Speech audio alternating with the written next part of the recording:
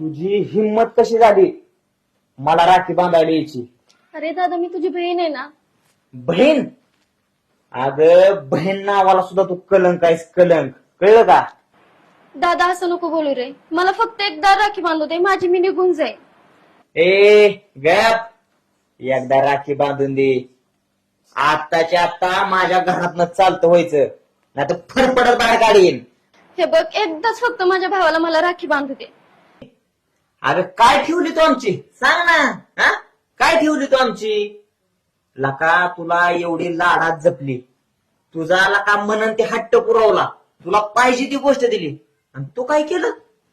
नको त्या पोराचा हात धरून पळून गेली. हा, तुला माहित आहे का तू पळून गेली, पण मागं घालावं किती रात रांगोळी झाली ती. होय ग? मला फक्त एकदा माफ कर दादा. माफी? आणि तुला? अगं लहानपणी तू जेवढ्या चुका केल्या ना, आयुष्यभर तुझ्या सगळ्या चुका आम्ही पोटात घातल्या, पण तरी तू काय केलंस?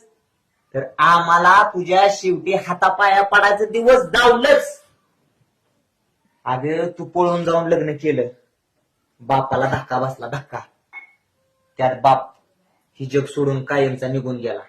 अगं बाप गेला ते गेला, पण शेवटी आईला सुद्धा धक्का बसला आणि येड लागलं.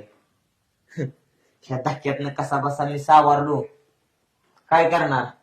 एकीकडे आहे, एकीकडे वर गेला बाप, आणि एकीकडे सगळं घर. तुला माफी नाही, तुला आई शपथ माफी नाही. मला मान्य आहे, मला माझी खूप मोठी चूक झालीये आणि या चुकीची मी खूप मोठी शिक्षा भोगते आता. अजून भोग. जिनं एका निरापराध कुटुंबाला संपवलं ना, तिला शेवटपर्यंत अशीच कर्माची फळ भोगायला लागणार आहेत. भोग, अजून भोग. हे बघ दादा, आम्ही सज्ञान होतो, मला माझा अधिकार घेण्याचा पूर्ण हक्क होता. मग मी काय चूक केली रे? निर्णय?